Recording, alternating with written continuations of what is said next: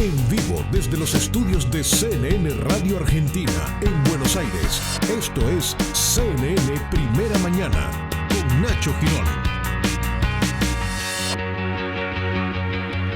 Hola, ¿qué tal? ¿Cómo andan? Bienvenidos una vez más. Nosotros somos CNN Primera Mañana. Mi nombre es Nacho Girón. Un placer estar aquí, como siempre, cada mañana junto a ustedes. En un mundo, por supuesto, como siempre decimos, atravesado por el coronavirus, es nuestro principal eje periodístico de todos estos días. Queremos pasar por los principales puntos del mundo afectados por la pandemia del coronavirus y entrevistar a líderes regionales y a distintas personalidades políticas para tratar de entender también de qué se trata este mundo cambiado en el que ahora estamos viviendo. No estoy solo. ¿Qué tal? Buenos días, Carolina Núñez. ¿Cómo va? Hola, Nacho. Buen día para todos. Buen jueves. Es un jueves frío en Buenos Aires.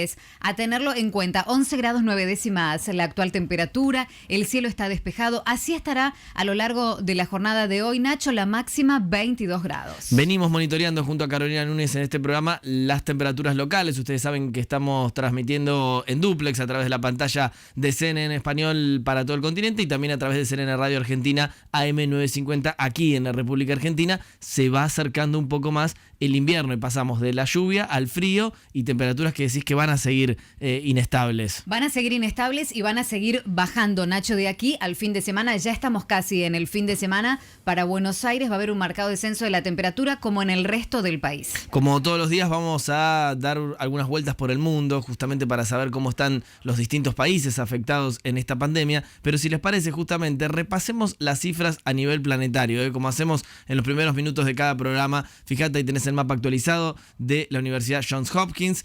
3.207.248 los infectados. Y basta ver el mapa para darse cuenta cuáles son los mayores puntos pintados de rojo. Lamentablemente la cantidad de fallecidos, 227.971, una cifra que sigue subiendo demasiado rápido y demasiado intensamente para los principales epidemiólogos del mundo. Todavía no se logra frenar, porque claramente no hay vacuna, la pandemia del coronavirus. Y el dato que nosotros siempre aportamos, el dato positivo entre tanta cuestión negativa, es que ya son 984.000 los recuperados, ¿no? Fíjense esa comparación, 984.000 versus 227.000 muertos, y eso por supuesto también hay que contarlo. Transmitiendo aquí desde la República Argentina, en un rato vamos a actualizar las cifras oficiales del Ministerio de Salud, mientras todavía, como venimos diciendo, el pico, ese famoso pico, el peor momento de la pandemia en este lugar, nuestro país, se sigue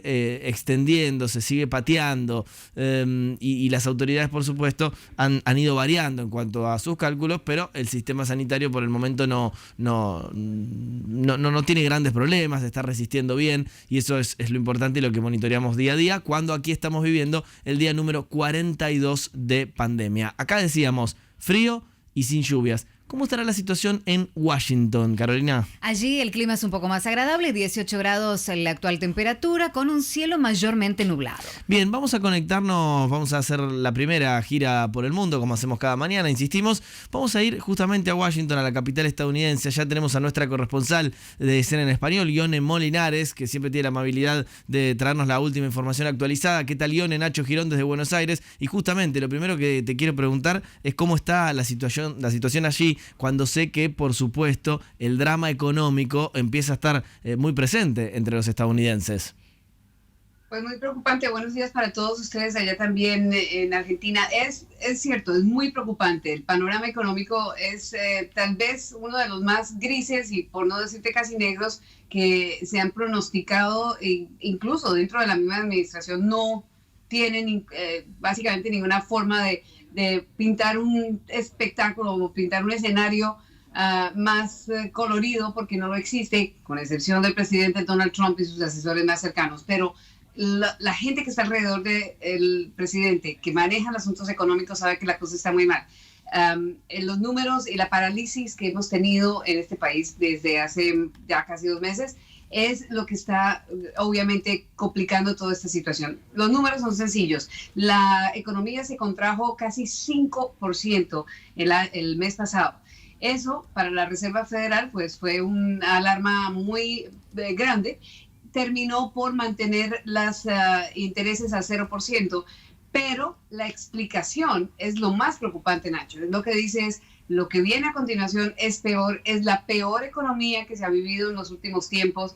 Y esa palabra, peor, simplemente nos da a entender que lo que viene a continuación, los próximos números que salen mañana, van a ser absolutamente preocupantes en términos de desempleo. Ahora, en este sentido y un completo panorama has hecho en pocas palabras con respecto a lo que está pasando en Estados Unidos, no tenemos que olvidar que, de referencia, este es un año electoral importante para todos los estadounidenses. La pandemia del coronavirus y estos datos económicos que bien estás contando, ¿está afectando la campaña? ¿Va a impactar? ¿Se cree, qué piensan los analistas, en el posible resultado, por ejemplo, de las elecciones presidenciales?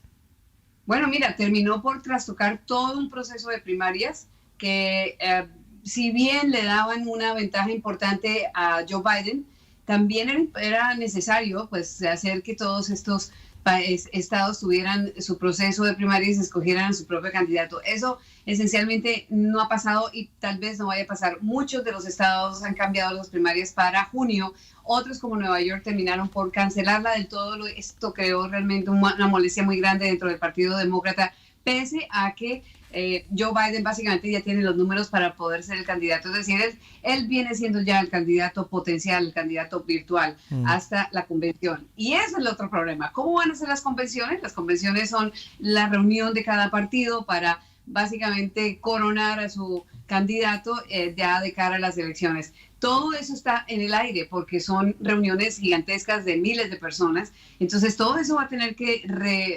reevaluarse.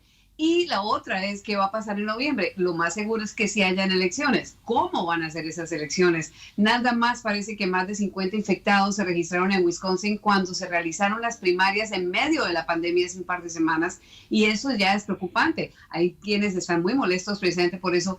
¿Cómo se van a llevar esas elecciones? Ese es uno de los grandes debates de este país.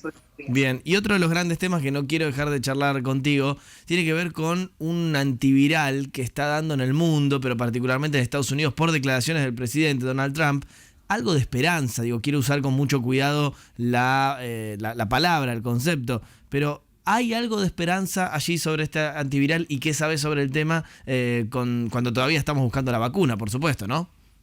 Claro, ese es el asunto. Este sería un tratamiento. Esto no es una cura, esto no es una vacuna, esto no te previene. Esto es básicamente el Remdesivir. Básicamente lo que está haciendo es ayudando a la recuperación. Parece que la recuperación se ha recortado en cosas de días nada más, pero el doctor Anthony Fauci, que es el experto en infecciones del equipo de trabajo del presidente en la Casa Blanca y es además el director de los centros de investigación de infecciones de los Centros Nacionales de Salud, pues él ha dicho que sí, que es muy importante y la Administración Nacional de Alimentos también le está dando la oportunidad a este fabricante para que, digamos, pueda acelerar el proceso de producción. Parece que diera alguna esperanza en términos de los primeros pruebas, pero son pruebas, digamos, de cientos de personas que todavía no alcanzan a darte un número relativamente importante en términos de la efectividad. Eso es lo que está faltando, pero digamos el gobierno le hubiera permitido cortar o adelantar una serie de pasos que normalmente son parte del proceso de cualquiera de estos fabricantes farmacéuticos, pues eso ya significa que la Casa Blanca cree que hay alguna esperanza. Una vez más, no es una cura. No es simplemente un tratamiento que estaría recortando el tiempo en que una persona puede salir del virus, ¿no? Del coronavirus.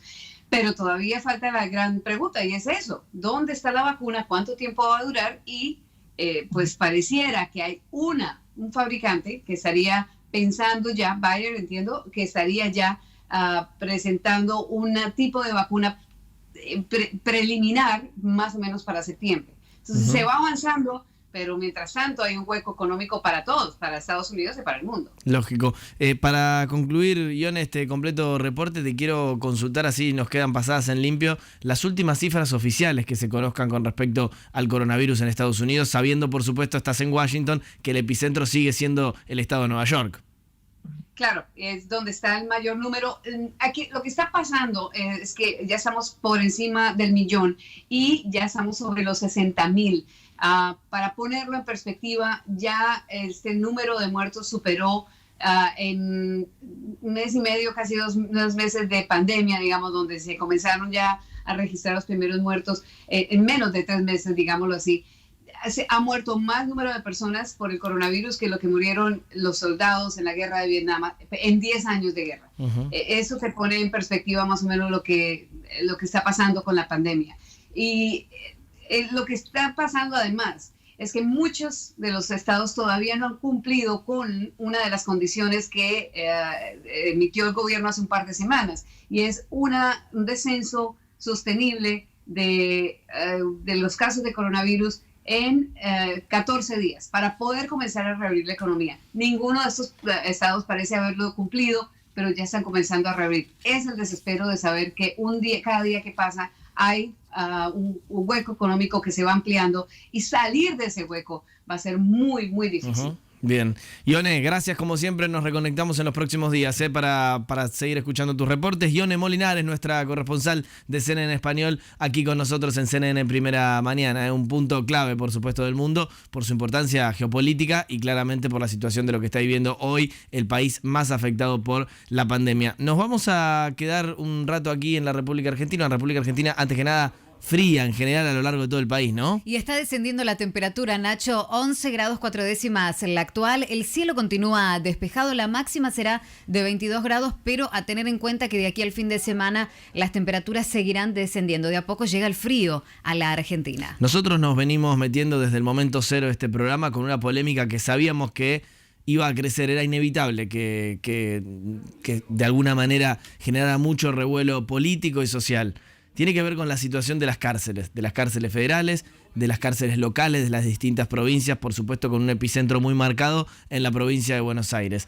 El gobierno hace algunos días había presentado un listado a nivel federal, a nivel país, de 1.280 presos de alto riesgo de salud, que en este contexto de coronavirus y teniendo en cuenta que en general las cárceles de la República Argentina están bastante venidas a menos, que tienen muchos problemas edilicios y muchos problemas de salubridad. Bueno, este primer listado permitía al menos tener algunos nombres y apellidos de personas que podían ir a su casa, no liberados, por supuesto, sino con prisión domiciliaria para seguir cumpliendo su eventual condena, si la tenían, o su prisión preventiva, en un domicilio o en un lugar con más salubridad.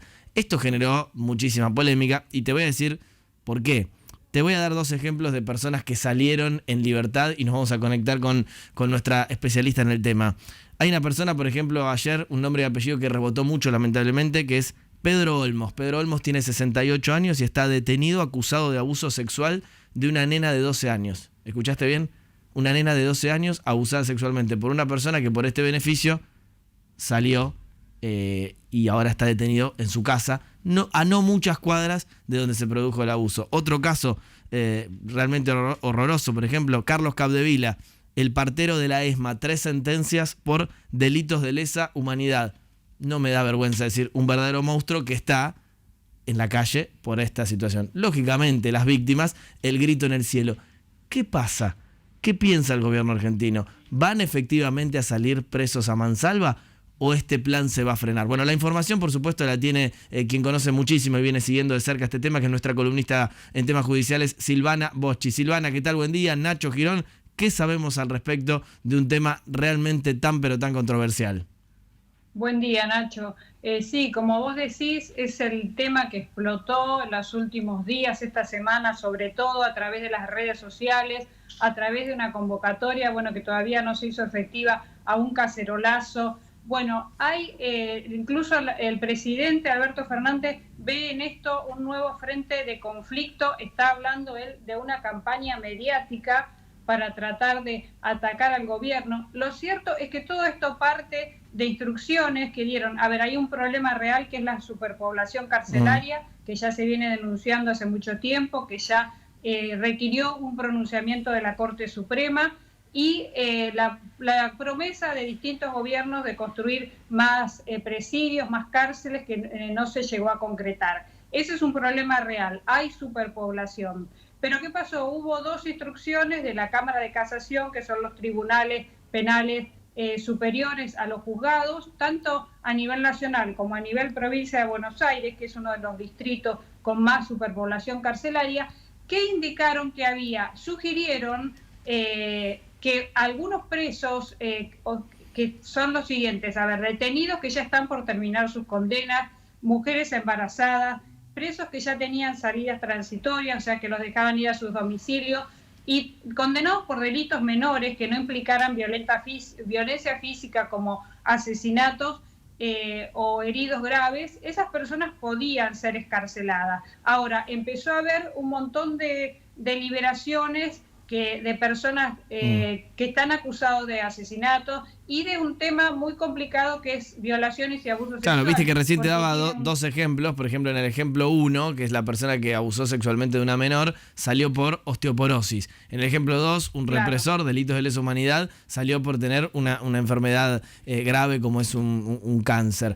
De todas maneras, por supuesto, la polémica está planteada, ¿no? Y te consulto, si es que el gobierno tiene y las autoridades judiciales tienen alguna idea de cómo poder, y lógicamente, ¿no?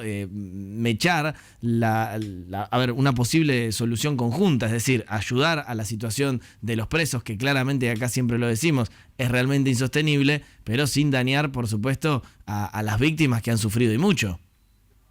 Sí, o sea, hay la necesidad de que se haga acá un equilibrio entre lo que es el derecho a la salud de los presos versus el derecho a la seguridad de la población, porque por algo estas personas están condenadas y están detenidas. El único del sector oficialista que salió a dar una respuesta más clara en esto fue el diputado, el jefe de la Cámara de Diputados, Sergio Massa, que él dijo, las penas están para ser cumplidas. También el secretario de Seguridad bonaerense, Berni, tuvo ahí un contrapunto con un ex juez de la Corte, con Zaffaroni, respecto de defender también a la población de estas personas con condena. Entonces, lo que hay, se supone, es un exceso de algunos jueces que están saliéndose de esas instrucciones y están liberando a personas que no deberían estar libres, porque ya te digo, este delicado equilibrio entre preservar la salud de los penales,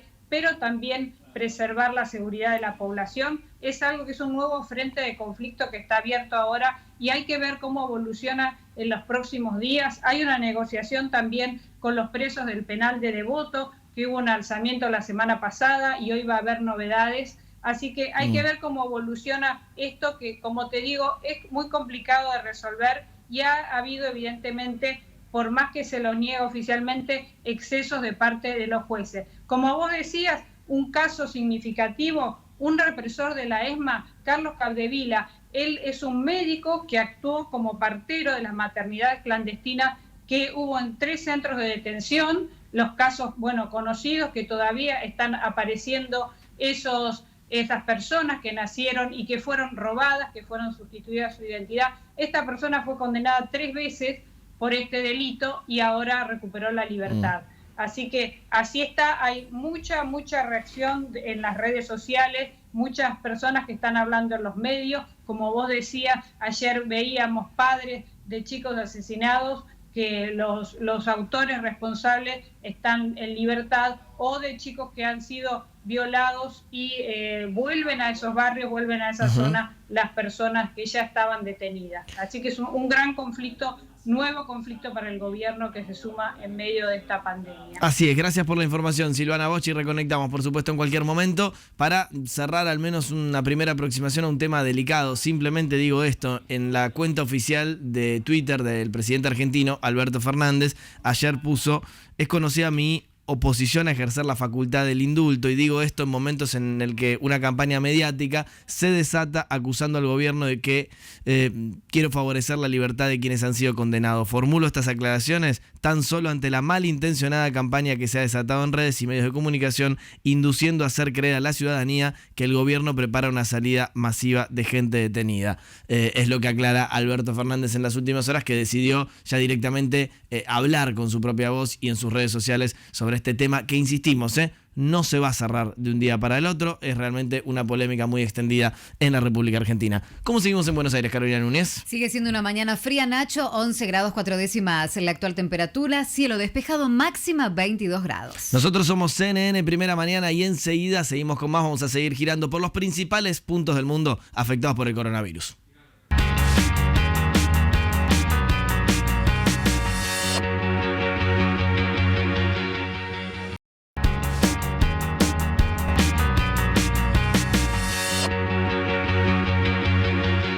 Continuamos en CNN Primera Mañana. Ustedes saben, como decíamos recién, tratando de pasar por los principales focos del mundo afectados por el coronavirus. Países que de a poco van dejando atrás la pandemia, otros países que realmente están complicados y algunos, como la República Argentina, por ejemplo, que van extendiendo progresivamente lo que nosotros llamamos aislamiento social obligatorio, preventivo también, la cuarentena básicamente, en nuestro día 42, pero hay otros países justamente de la región que están viviendo la misma situación. Por eso te voy a preguntar, Carolina Núñez, ¿cómo está la situación en Bolivia? Bueno, en Bolivia, en La Paz, la temperatura es baja, 6 grados, con un cielo mayormente nublado. Pero en Santa Cruz de la Sierra es otro clima, casi de primavera, Nacho. 19 grados la actual temperatura, con un cielo parcialmente nublado. Bien, vamos a ir justamente hacia ese país, uno de los países del globo que ha decidido en las últimas horas extender una vez más la cuarentena, lógicamente, en este contexto. Nuestra corresponsal, la corresponsal de CNN en español, es Gloria Carrasco, que está en comunicación con nosotros. Gloria, ¿qué tal? ¿Cómo está la situación allí? ¿Y cómo se ha llegado a esta decisión, a esta prórroga? ¿Qué tal? ¿Cómo estás? Buenos días, Ignacio. Bueno, esto se veía venir. La presidenta ayer ha determinado la ampliación de la cuarentena hasta el 10 de mayo, pero con algunas alternativas. En este caso, se está hablando de una cuarentena dinámica a partir del 11 de mayo. ¿En qué consiste esta cuarentena dinámica? Tiene 3 componentes. El primero está definido por el riesgo alto, así llamado, aquellas regiones, ciudades y también municipios que están afectados con más intensidad por el coronavirus. Esos departamentos y ciudades van a continuar con una cuarentena radical con todos los elementos que esto implica, y restricta como lo estamos llevando adelante hasta este momento. El segundo componente se llama riesgo medio, en las ciudades que se podrán reanudar las actividades. Esto sí, con algunos elementos claves. Solo podrán trabajar 6 horas al día. Las personas solo podrán estar en espacios públicos hasta las 17 horas de la tarde. Los menores y personas adultas podrán salir 1 hora al día alrededor de sus viviendas. Todos los ciudadanos tienen prohibido caminar o salir de sus viviendas desde las 19 horas hasta las 5 de la mañana. Y el último componente, que se llama riesgo moderado, podrá la gente trabajar y retomar sus actividades 8 horas al día. Habrá restricción de la circulación en función al número de placa. Los menores y adultos mayores podrán salir de 6 de la mañana a 12 del mediodía. Los ciudadanos tienen prohibido salir, igual que en el anterior componente, de 19 horas a 5 de la mañana. De esa manera, el gobierno boliviano está intentando retomar las actividades, pero sin embargo, tampoco dejar de lado lo que para ellos dijeron que es importante, que es la salud de los bolivianos. Ignacio. Sí, claro, porque lógicamente es un gran debate extendido en el mundo, cómo empezar a abrir poco a poco la economía sin afectar lógicamente la salud. Esto se da en un contexto de ¿cuántas víctimas hasta ahora ya en Bolivia? Mira, el último informe del Ministerio de Salud boliviano, emitido la noche de este miércoles, define hasta ahora 1.110 casos de coronavirus confirmados por laboratorio. Se habla de 59 muertos y de 117 pacientes recuperados. Se espera que en los próximos días, es decir, las próximas 2 semanas que prácticamente nos quedan, se pueda llegar a un tope de infectados, y lo que los expertos dicen en Bolivia es que hasta este momento todavía se puede controlar lo que significa infectados y lo que significa el entorno de los infectados, para poder tener clara el escenario de lo que significa la pandemia. Bien. Ignacio. Y en este sentido, a ver, mucho hemos hablado en los últimos meses del conflicto político allí en Bolivia. ¿Cómo atravesó ese conflicto político cuando todavía había, por ejemplo, elecciones en perspectiva? ¿Cómo atravesó la pandemia a la política en sí? ¿Y qué se sabe sobre futuras elecciones y sobre la política en general justamente allí en ese país? Sí, evidentemente, después de una crisis política y social vivida los últimos meses del pasado año, Bolivia estaba definiendo prácticamente una nueva elección presidencial para este 3 de mayo, pero a raíz de la pandemia del coronavirus han habido ciertas modificaciones. En principio, el Tribunal Supremo Electoral pidió una prórroga del tiempo que debe necesitar para poder plantear y planificar una elección en Bolivia. Sin embargo, a raíz de la ampliación, la anterior ampliación, no esta última, el Tribunal Electoral ha pedido a través de un proyecto de ley a la Asamblea Legislativa que pueda tomarse en cuenta un rango entre el 28 de junio y el 27 de septiembre para poder llevar adelante estas elecciones. Ayer justamente fue tratada en la Cámara de Diputados, fue tratado en la Cámara de Diputados este proyecto de ley. Tú sabes, Ignacio, que la Cámara de Diputados tiene una mayoría parlamentaria de lo que significa el partido del expresidente Evo Morales, el Movimiento al Socialismo. Ellos han definido el día de ayer dar 90 días a partir de la promulgación de esta ley, que tiene todavía que pasar al Poder Ejecutivo para que sea promulgada, y se estarían hablando a partir de los próximos 15 días, de 90 días hábiles que darían de alguna manera una elección en agosto. De todas maneras, como te decía, todavía esta ley va a ser tratada en la Cámara Alta, en el Senado, y veremos qué sucede. Allí también el Movimiento al Socialismo tiene mayoría, pero veremos. Han habido voces disidentes ayer también en la Asamblea. Te agradezco mucho por este contacto y por supuesto nos comprometemos como siempre a seguir contactándonos para ir actualizando la información allí en Bolivia. Gloria Carrasco, nuestra corresponsal de CNN Español aquí en CNN Primera Mañana. Nosotros ya venimos, tenemos una interesante entrevista para tratar de entender la pandemia desde otro punto de vista. Eso en un par de minutos, ya venimos.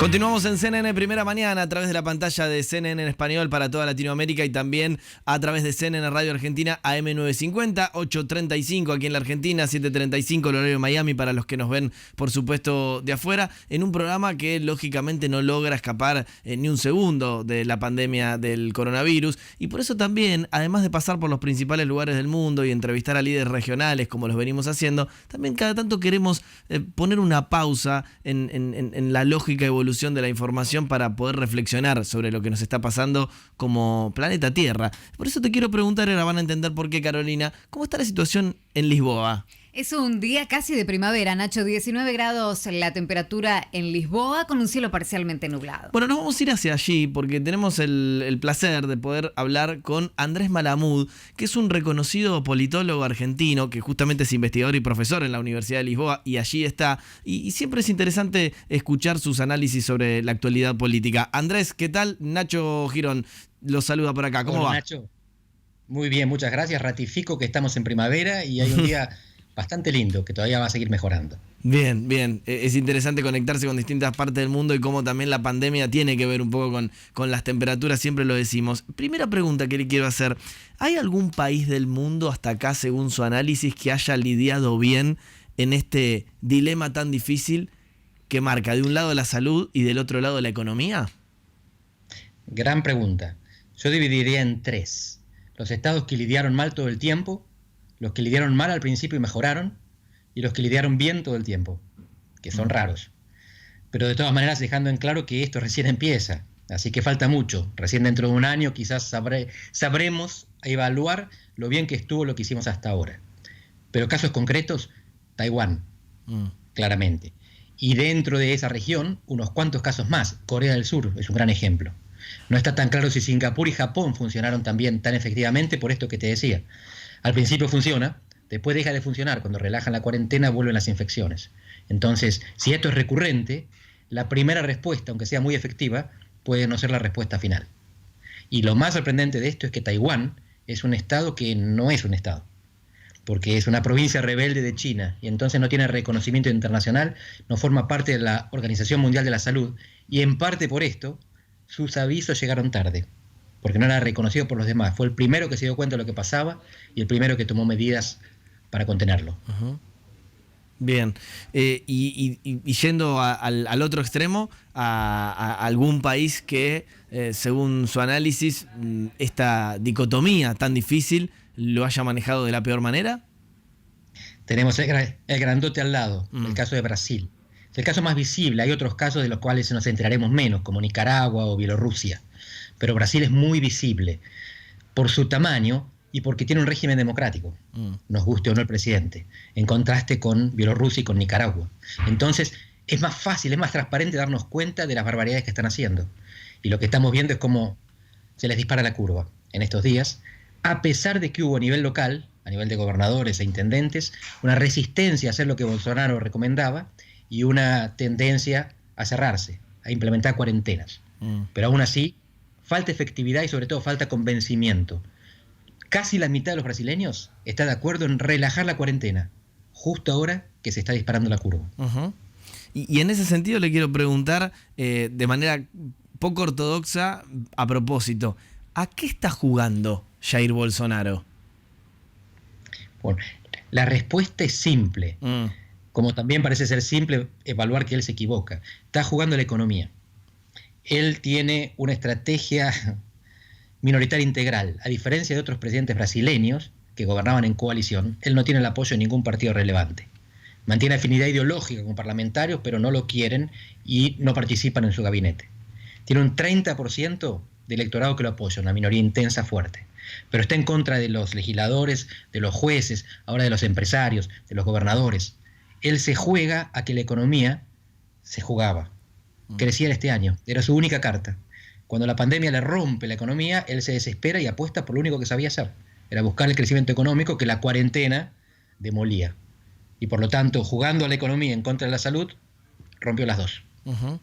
¿Y en algún momento usted cree que nos vamos a terminar enterando cómo dejó la pandemia a quienes jugaron de manera diferente? Digo, ¿cómo han sobrevivido o no los mandatarios? Hay que esperar cuánto tiempo para entender si las fichas que han apostado las han apostado bien o las han apostado mal.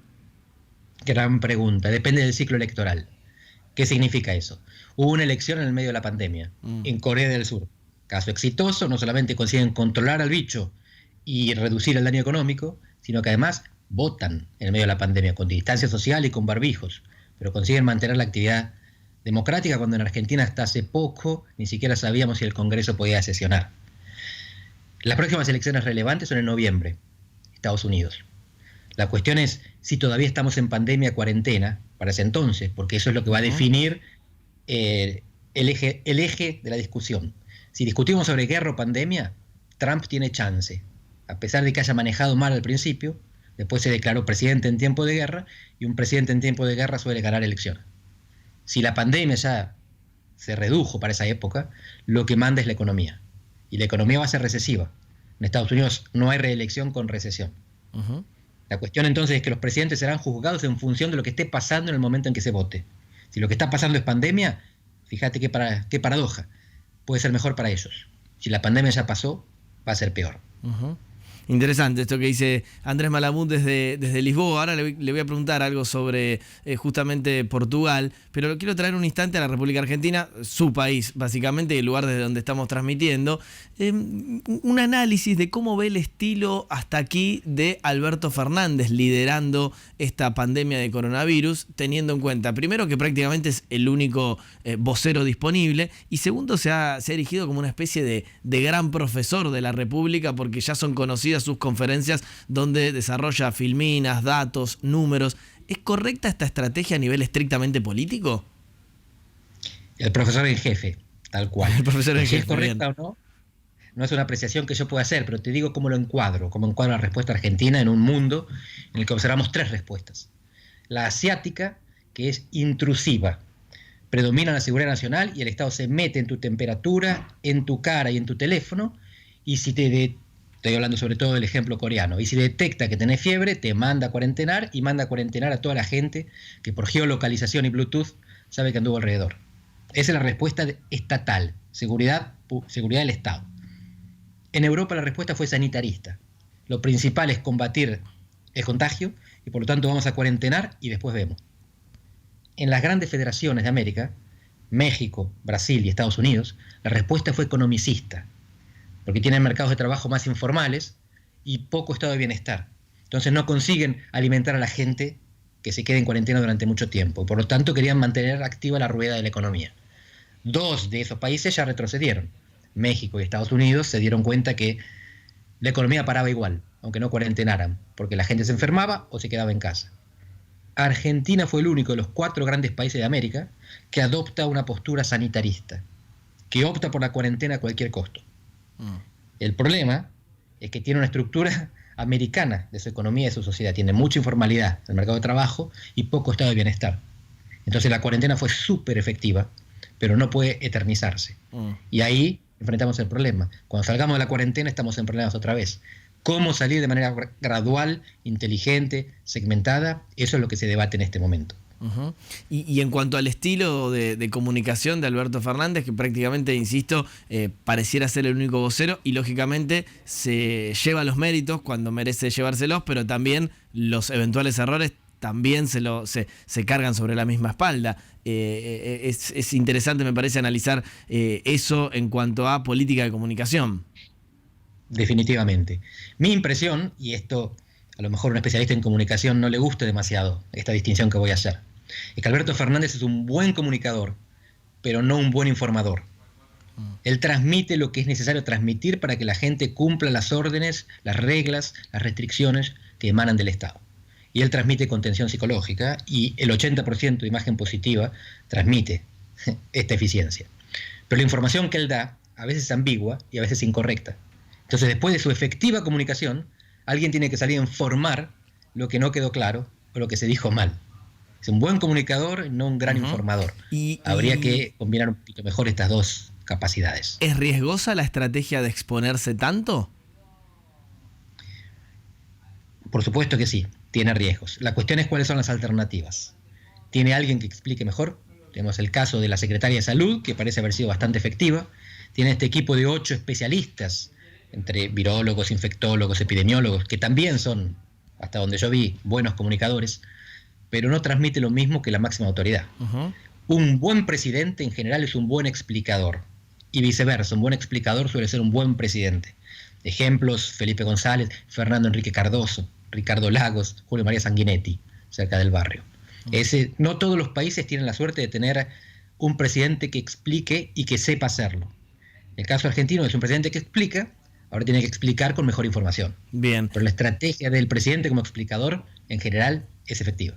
Y una más que le quiero hacer, aprovechando justamente su presencia en Lisboa, Portugal, y aprovechando también que estamos transmitiendo a través de la pantalla de CNN en español para todo el continente, se ha tomado aquí, en la región, a Portugal como uno de los países que habían utilizado una estrategia relativamente positiva para combatir el coronavirus. ¿Hay algo de Portugal que otros países de la región puedan copiar? ¿O la verdad cada solución para la pandemia depende del país de que estemos hablando?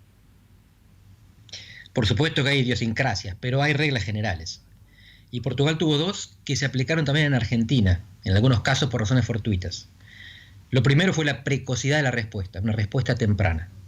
Y muchas veces la respuesta temprana no depende del mérito propio, sino de que el virus explotó antes en otro lugar, ese otro lugar hizo las cosas mal y uno aprende para no repetir los errores. En Portugal teníamos España e Italia, acá al lado, viendo respuestas inadecuadas. Y por lo tanto, llegando el virus más tarde, conseguimos prepararnos antes. Y por otro lado, lo que hay en Portugal, que no hay en España, pero sí en Argentina, es cooperación interpartidaria, entre gobierno y oposición. La grieta se cerró para enfrentar la crisis común. Esto es algo que no puede durar para siempre, no debe durar para siempre. Democracia es también conflictos y desacuerdos.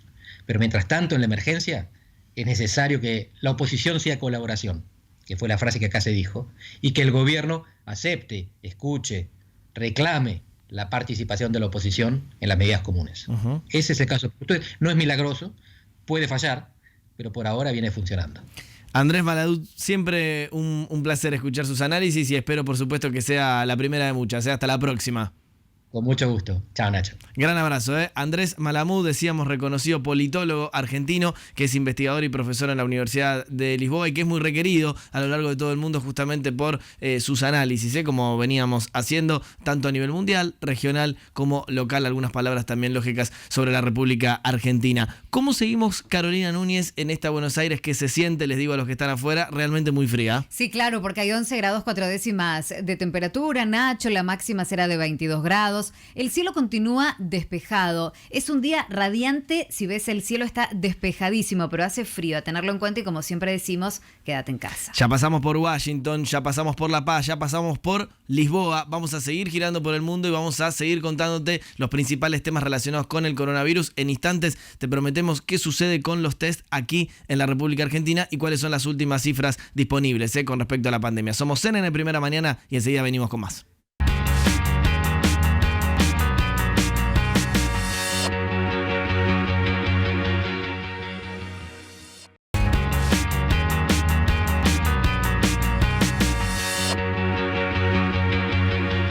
Continuamos en CNN Primera Mañana, los últimos minutos de la parte que por supuesto transmitimos a través de la pantalla de CNN Español para toda Latinoamérica y también por supuesto nos quedamos esta hora y una segunda hora a través de CNN Radio AM 950. ¿Cómo estamos? Con 11 grados 4 décimas la temperatura, con un cielo despejado. Los canales en los que pueden ver CNN en español, Cablevisión, Flow y HD, canal 23, Telecentro, canal 303 y DirecTV, canal 704. En los últimos días, y aquí lo contamos en detalle, en la República Argentina arrancaron los que se llaman los test rápidos para detectar anticuerpos con respecto al coronavirus. Arrancaron en una estación medular de Buenos Aires, como es Constitución, pero se han ido extendiendo poco a poco a otros puntos relevantes. Hacia allí vamos a ir a la calle con nuestro corresponsal de CNN en español aquí en Buenos Aires, Ignacio Nacho Grimaldi. ¿Dónde estás, compañero? ¿Cómo estás, Nacho? Buen día para vos, para todos. Estamos en la estación de tren de Once, en la ciudad de Buenos Aires, uno de los puntos más neurálgicos de la capital, aunque en estos momentos, en esta época de cuarentena, de neurálgico tiene poco y nada. Nosotros nos estamos moviendo, estamos yendo hacia el andén número 6 de esta estación. Para que se den una idea, el andén número 6 es el que está en el extremo derecho entrando a esta estación, y ahí encontramos la gran particularidad de esta jornada. Vamos caminando, vamos acercándonos, encontramos una larguísima fila de personas, una larguísima fila de pasajeros. Conversando con ellos nos decían que están hace más de 3 horas esperando en este lugar. Y claro, la pregunta es, ¿qué están esperando? ¿Están esperando un tren? No, por aquí no va a pasar ningún tren. Esta lista, esta fila, son personas que se enlistaron voluntariamente para realizarse un test rápido, el test serológico, aquel test que no sirve para diagnóstico, pero sí permite saber si esa persona tiene los anticuerpos necesarios para combatir al coronavirus, para combatir al COVID-19. Por lo tanto, ese test es una foto del pasado, no del presente, no de lo que le está ocurriendo en este momento a esa persona. Miren, vamos a seguir moviéndonos porque en la medida en que avance esta fila, se van a mover hacia el lugar donde verdaderamente se realizan estos test, que vamos a ver si vamos a poder pasar los molinetes. Sí, acomódate tranquilo. Mientras tanto te pregunto, por supuesto, Nacho, estos son test voluntarios, es decir, nadie ninguna autoridad que pase por ahí puede obligar a ningún argentino a hacérselo, ¿es correcto? Por supuesto, son voluntarios, tenés que tener más de 18 años para poder realizártelo y nadie obliga a nadie, absolutamente a nadie. Son voluntarios, son test que se realizan para medir la circulación del virus. Es un estudio epidemiológico para principalmente también detectar cuántos asintomáticos pudo haber habido en esta situación de pandemia en la ciudad de Buenos Aires, en este caso, y también en el Gran Buenos Aires, ese cordón que rodea a la capital, porque recordemos que este es un lugar donde no solamente se mueven personas que residen en la ciudad, sino también en la provincia. Pero vamos a seguir acercándonos al lugar. Miren, allí donde se puede observar cómo están las sillas que se prepararon para que las personas puedan esperar respetando los códigos de distancia social. Bien. En la jornada de ayer se detectó el primer caso positivo de estos test rápidos. ya se realizaron 850 y de esos 850 ya hubo uno que dio positivo. Claro, ¿qué pasa con ese que da positivo? No se le realiza un test molecular que es el famoso PCR, porque como decíamos antes, no quiere decir un positivo en el test rápido que esté cursando la infección, sino que la cursó antes y que tiene un anticuerpo que combate el coronavirus, y hay una información que es muy rica a partir del resultado que te puede dar el test rápido. Si te da positivo, es decir, tenés los anticuerpos, te transformas en un potencial donante de plasma para convalecientes. Por lo tanto, tiene doble utilidad este test rápido.